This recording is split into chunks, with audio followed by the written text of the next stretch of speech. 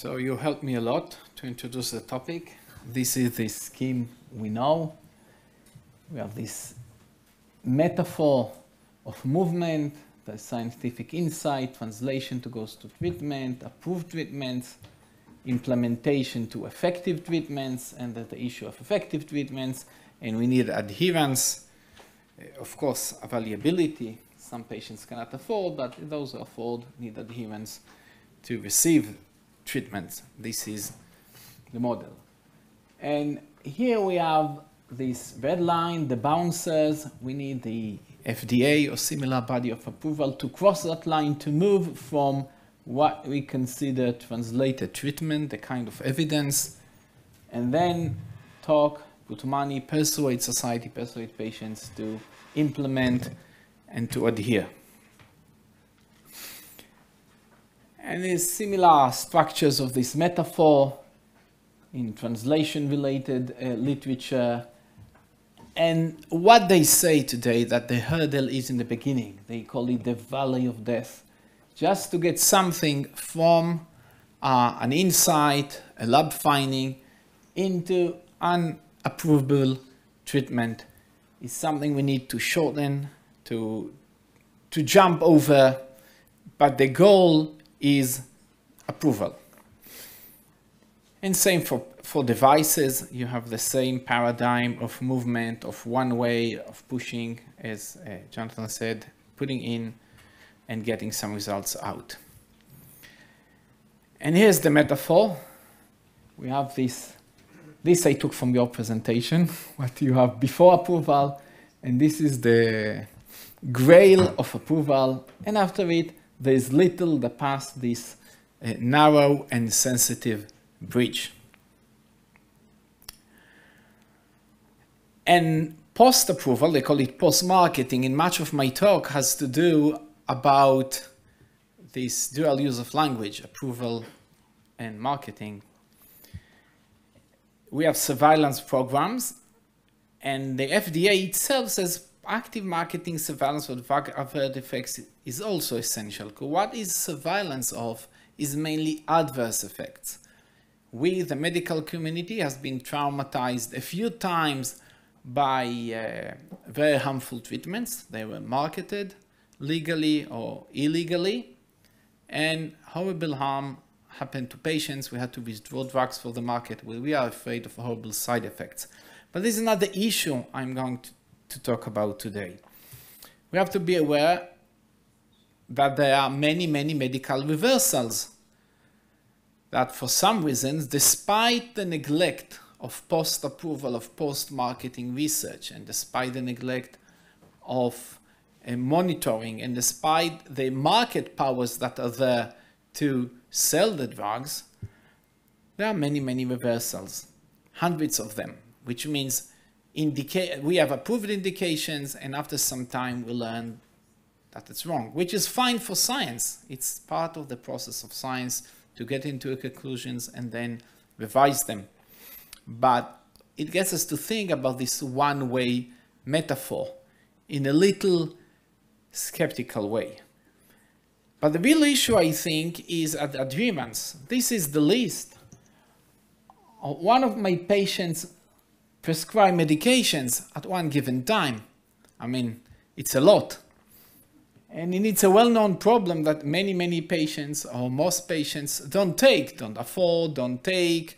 It's difficult to put a finger in. That's part of the human labor, not just the labor in participating in clinical trial, but the labor in being a patient. And I have a PhD student now working on, we are trying to quantify someone, conceptualize the career of the chronic patient, all the cumulative burden of care, which is quite a lot.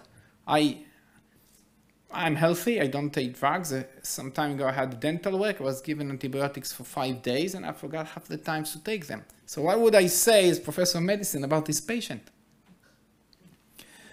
What can we say about the kind of evidence we have from well-designed trials with a long list of exclusion criteria, part of which methodological, part of it are ethical, in relation to every single drug this patient takes, whether it's effective or useful or maybe harmful. And if you think that my patient one is exceptional, I mean, you always find the extreme cases. We have studies. I mean, the average number of drugs diabetics take. The most recent study is almost 7 drugs on average for a patient with diabetes. And it's a move within 7 years for an average of 6.6, no, sorry. It's 4.9 to 6.2. There is an increase of drugs, increase of burden. So we wish to encourage research, we wish to encourage findings, but the more treatments we have, the more burden there is on the patient, and there's more burden on clinicians and policymakers in terms of deciding what is good. Is everything good? Is everything combined helpful to the patient? So every physician that believes in a treatment, I mean, cardiologists care for her drugs that aim at the heart, diabetologists on diabetes. Drug companies, of course, they got the license to market. They would market their own particular drug. But who is responsible for integrating this complex picture of recommended interventions? So we hear precision medicine will save us. But precision medicine seems to complicate the picture even further. This is an example given by one physician who went for precision medicine analysis only of one omic of his body and get some nutritional recommendations. So life by this recommendation seems to be quite impossible. I mean, you need approved treatment for obsessive compulsive disorder to really abide by this. But it's more than this. It could be a list of genes in genetic analysis. And we say, well, we want this double, okay, let's do these trials. But what trial? In which of these germs in the microbiome or kinds of food we conduct a trial? So the choices, we will not likely to conduct trials on all of these, at least not by 2050, might be, yeah, but evolution is in the range of millions. So when we make this choice, somebody makes this choice, is not guided by double-blind clinical trial. I mean, it's arbitrary amazing, or not arbitrary scientific, but not based on the kind of rigorous data we wish to prescribe patients. At the end, there will be one, but the one not tested will not be there.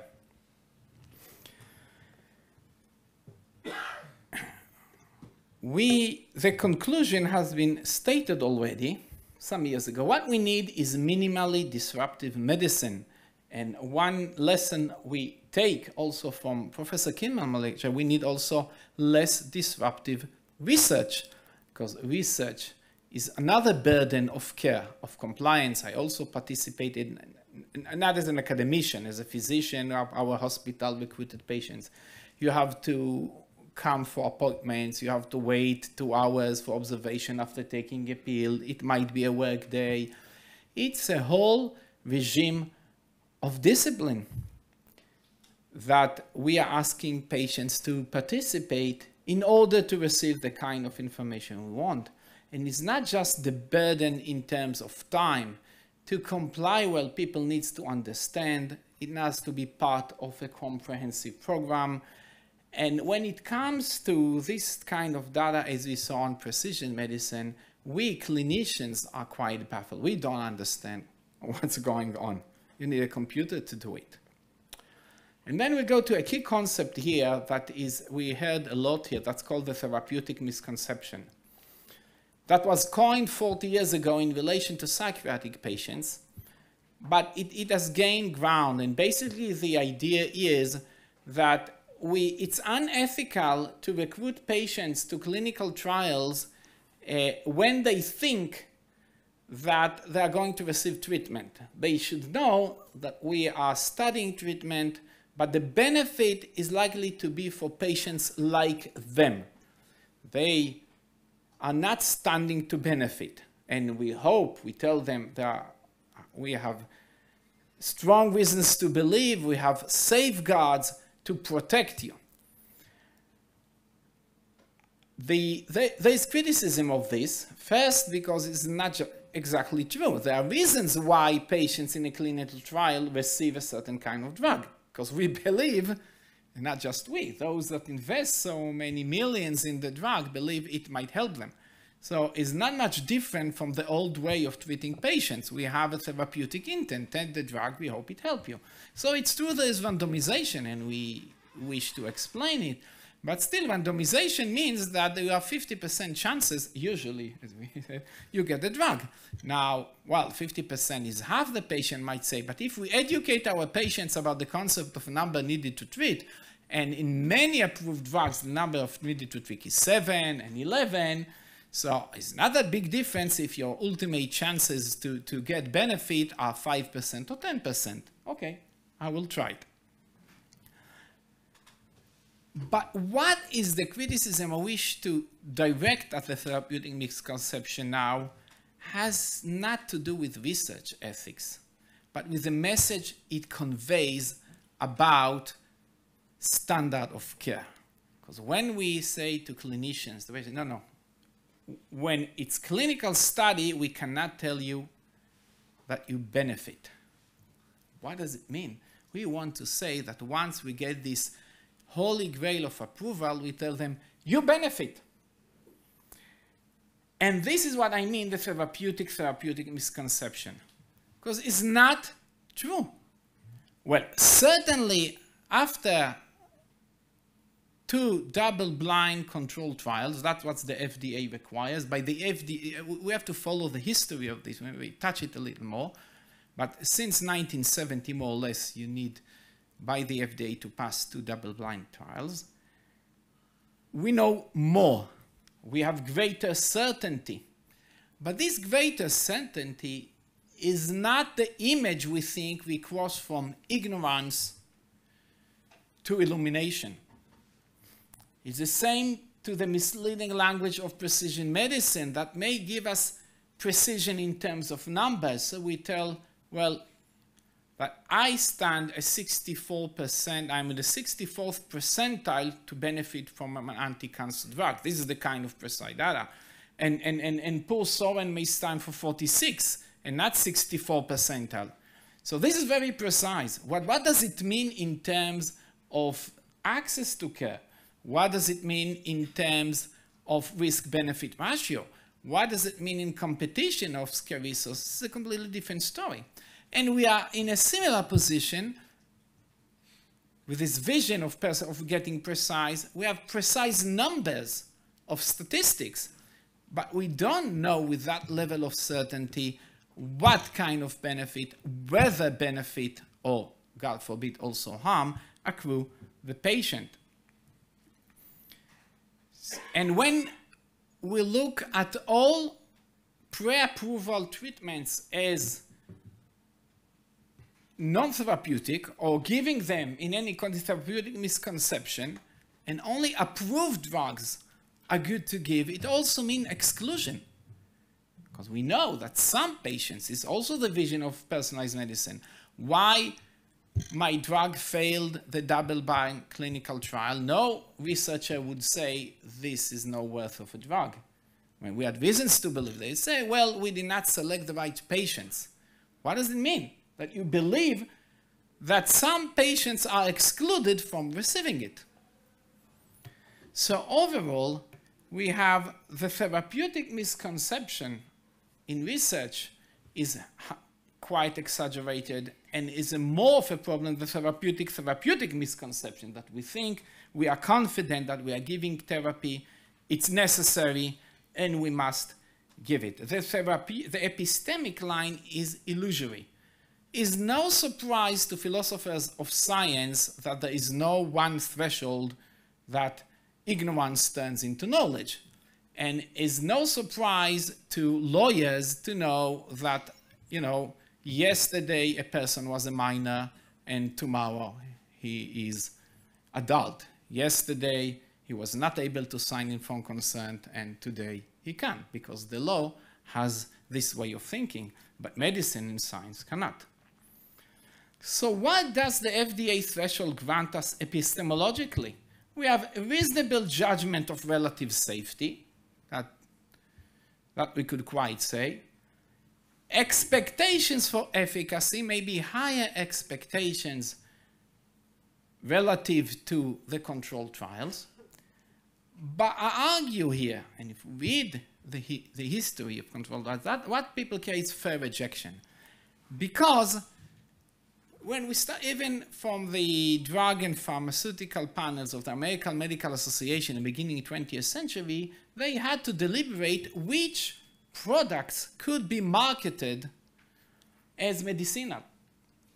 These two gentlemen are gatekeepings of the market. This kind is anti-diabetic drug that was very famous. It was no use. People died of using it. And in 1930s, there was a famous litigation that was formative to the development of the ADA that was not able to enforce the indictment of those who disseminate it. And we have this psychology that we take approval as a kind of oracle. And the question is to market or not to market. Or if we can market medicine, we must market it. It's almost like to be or not to be. And then we have the myth of equipoise of approval. We don't know what to do, which is also not true, but it's easy for us to think that before approval, we don't know. And many physicians, I was not trained in statistics, don't know much about statistics, so the statisticians are the oracles. They were imposed on the clinicians who resisted them historically to regulate, to design the clinical. So we go to the oracle of statistics. At least we assume it is fair. We cannot bend it, which is also not exactly true. And this will decide a big question, whether the stocks of the drug company go up or low, whether we can sell it. Now, my talk here is not an argument against medicine or pharmaceutical companies in a capitalistic scheme. This is another topic. But what I argue here, that the mixture of marketing and approval, the way science thinks, the way clinical responsibility thinks, and the way regulation of fair markets, where the money I invest, the information I receive from Wall Street is well described, are the main challenge towards the future, because these languages have incompatibilities.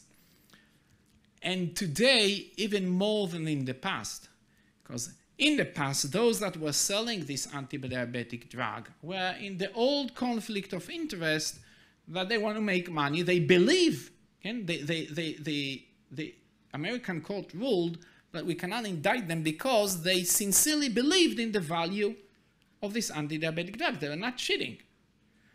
So I want to sell, I'm in a conflict of interest. I really believe that it's good for you.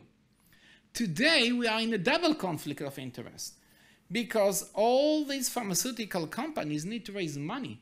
They need to sell their business plans. They need to sell phase 1, phase 2. So first, we need to show the public that our treatment is good and then publicize it in a way that is honest. So we have the Wall Street regulator. And on top of this, there is the old conflict of interest with patients. So it's very difficult to handle this. So we mythologize these words of therapeutic equipoise, therapeutic misconceptions, double-blind trials as the best, as the gold standard. They are the oracle that allow us to move from non-approved to the good. But I think the future calls for minimally invasive medicine and research, less burden of patients or labor in terms of the healthcare and also in terms of medical research. For example, we need much more post-approval or post-marketing research.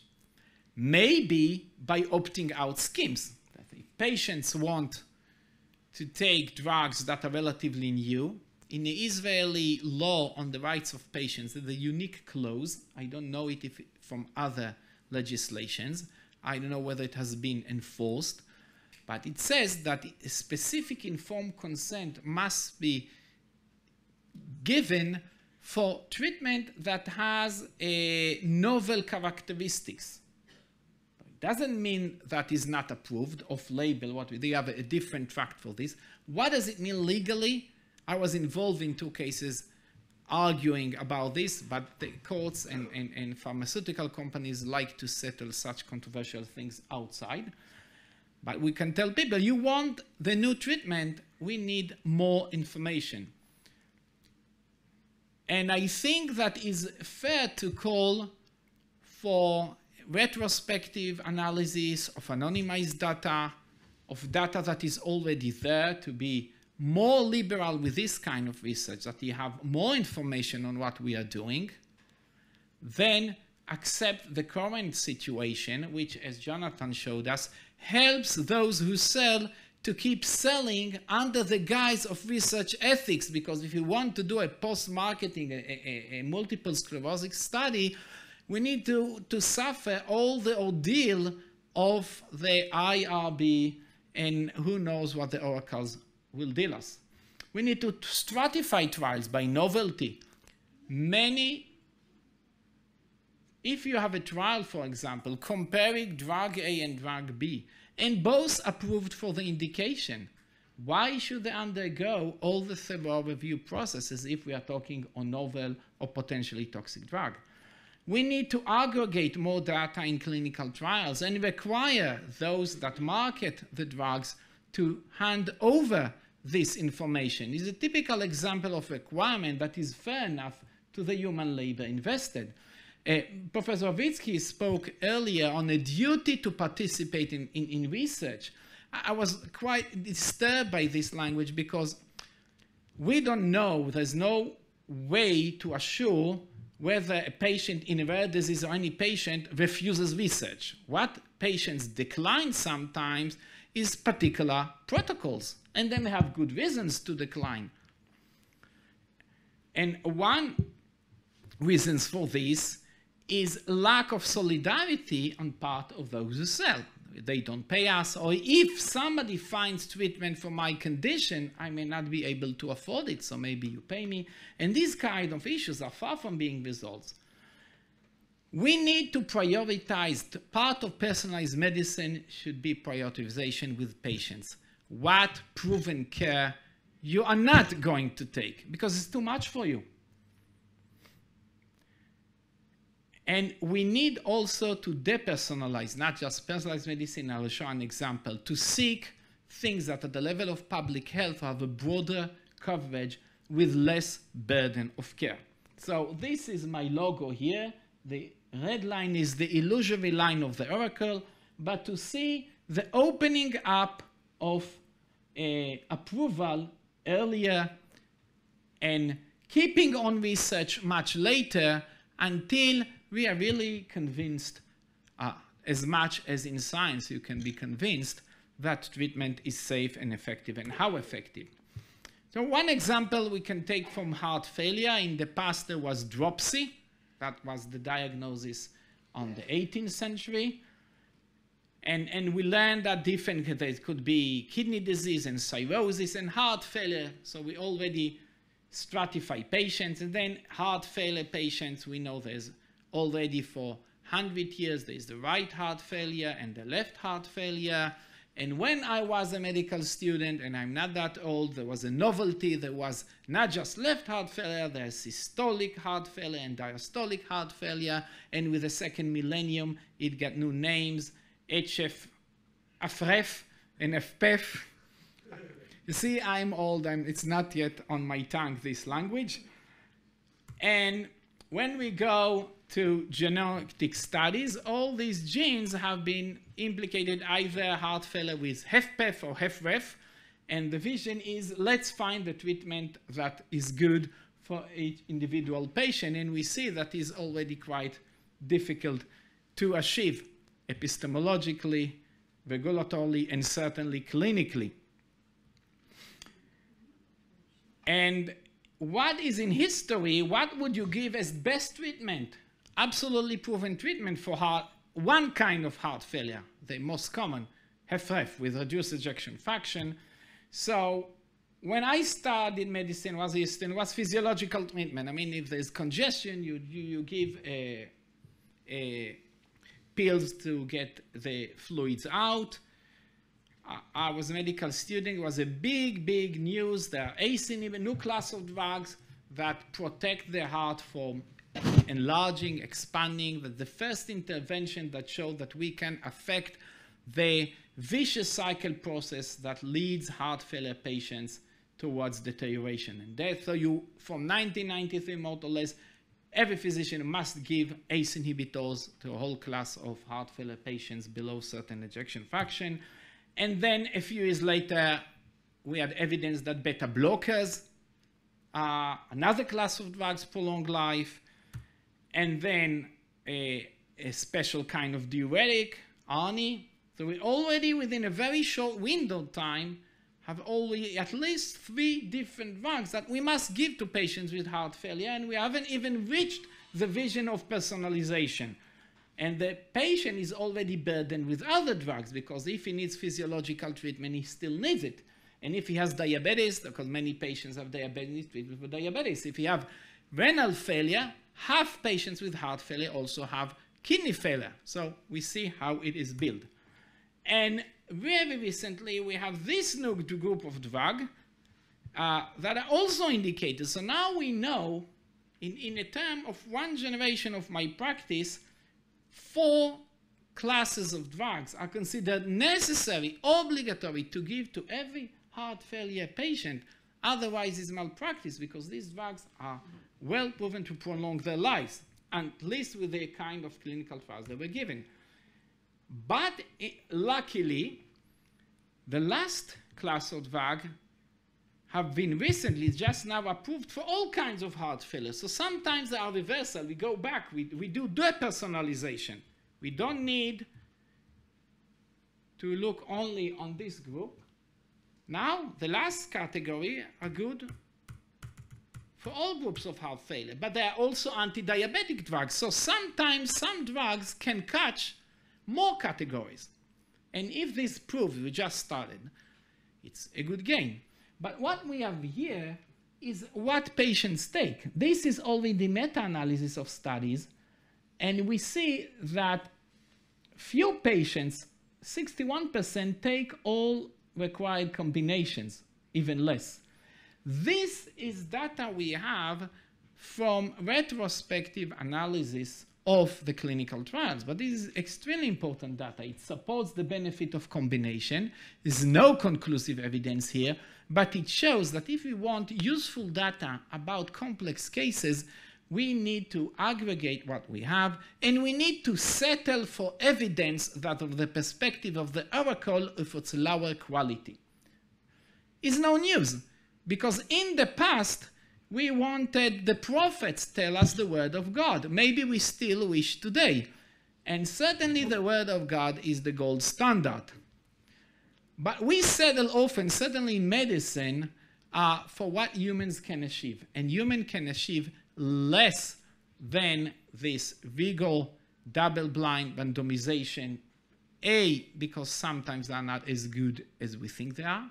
B, sometimes they are too demanding to achieve. So is there less the future of more medicine? So liberating and supporting in-person non-disruptive research are highly supportive, like retrospective studies, much more access to files, expansion of mandatory opting out, monitoring, aggregate data sets, stratification of therapeutic, we said, reclaiming lower quality data. It doesn't sound well, nachon? You don't want a lower quality doctors treat you. Yeah? So it's not lower quality data. We have good data. Is not what is best about the double-blind clinical trials is more immune from bias. That's the idea that Fisher brought it from genetics of plants to medicine. But the other terms are not that good. And we also expect a resistance, because those that want to sell with permit. They don't want to fund it.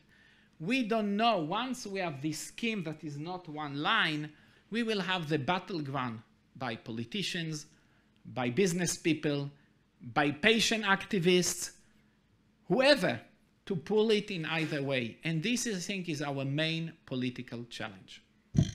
A future challenge, not political in ethics, but this was blinking in front of me. Okay, thank you.